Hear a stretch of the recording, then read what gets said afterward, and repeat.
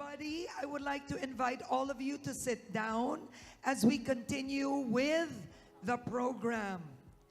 Our next session, everybody, please have your cup of coffee on the table, but let's start already. This session brings together visionary leaders and decision makers from across the region as artificial intelligence continues to reshape our world. This session is crucial. We will be getting practical knowledge on the ground.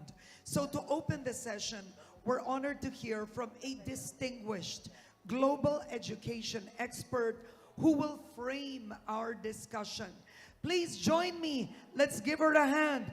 Dr. Tara Betay, Lead Education Specialist at the World Bank.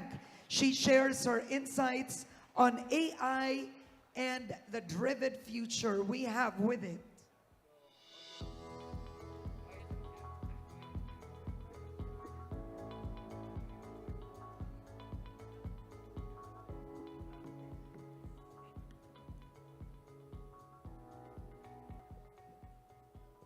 Good morning. It's a real honor to be here.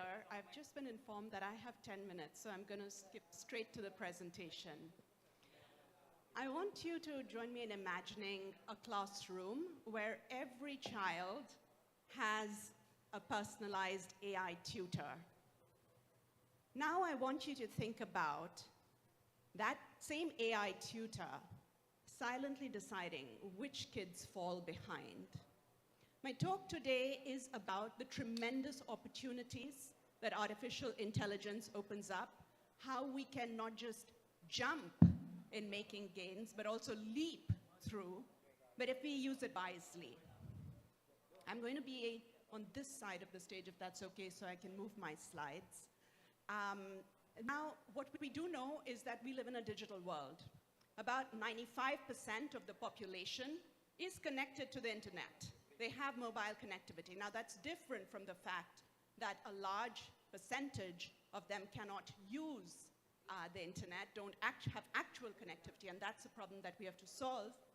But this is a digital world, and AI is one of the most exciting breakthroughs in that world.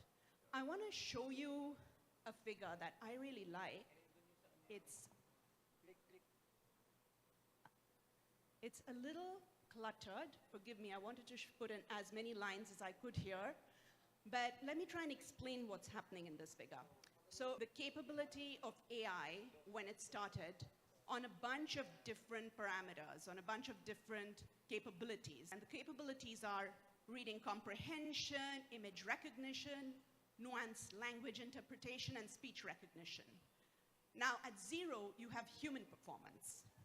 Now, you will see when AI starts, it's way below human performance. So for instance, if you take reading comprehension, just after 2015, it's at 0 on AI. But then it dramatically improves and surpasses human performance. So it's doing much better. And now, and by the way, these are 2023 data.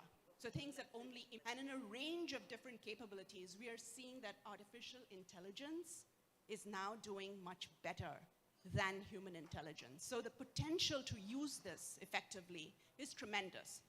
Now, one quick slide on what the nature of the challenge is that we are addressing. So 7 out of 10 children do not read and understand a basic text by the age of 10. This number was better before the pandemic. It came down after the pandemic. But the numbers I'm going to tell you for Southeast Asia are numbers from 2019. So for the Philippines, for instance, it's about 91%.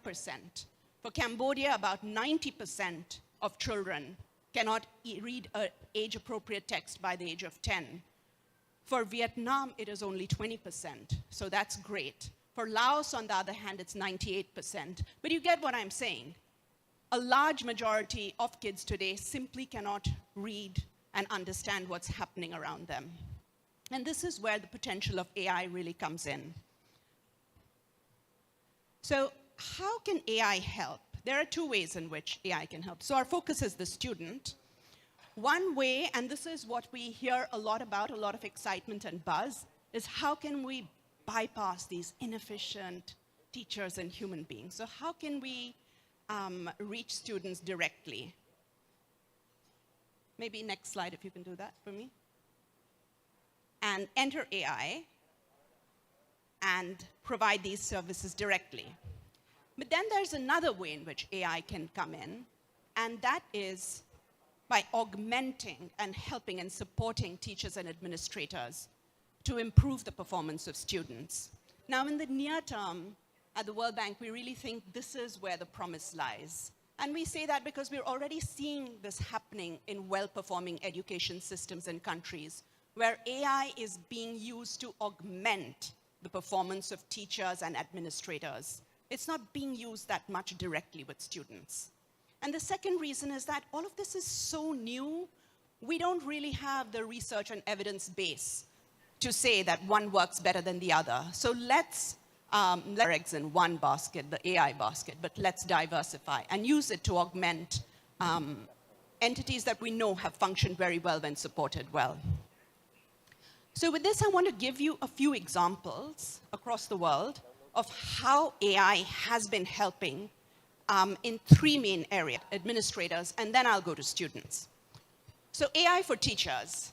A few days ago, a few of us were in a talk where we were talking about how difficult it is to make sure that the best seeing is that in Latin America, a number of education systems, Chile, for instance, is beginning to use AI to help students who are in the last year of their schooling decide which pathways are better for them, and especially if they're cut out to be good teachers. And it's using a lot of data to be able to give them this diagnosis very quickly. The second thing that they're doing within this program is that once a teacher joins the teaching profession, now if you don't have somebody to help you, just understand the basics of classroom management.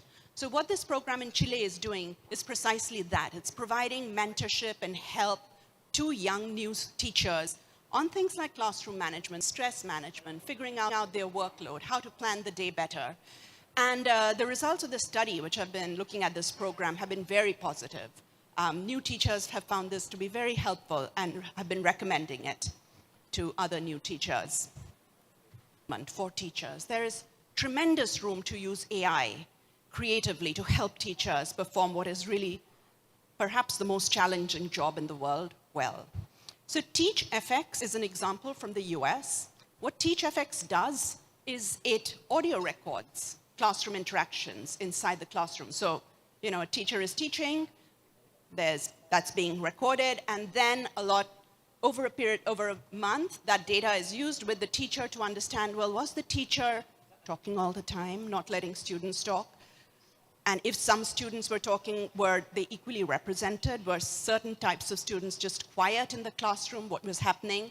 And then giving teachers feedback on how to incorporate good pedagogic practices in their daily classrooms, how to make sure that students are more engaged. TeachFX has also shown very significant impacts. There have been randomized controlled trials of that, and it's looking very promising. Then AI for administration. Here too, all the studies seem to be largely positive. There are examples about how AI can be used to improve just simple planning processes. If you are expecting a natural disaster, how do you make sure you're able to get that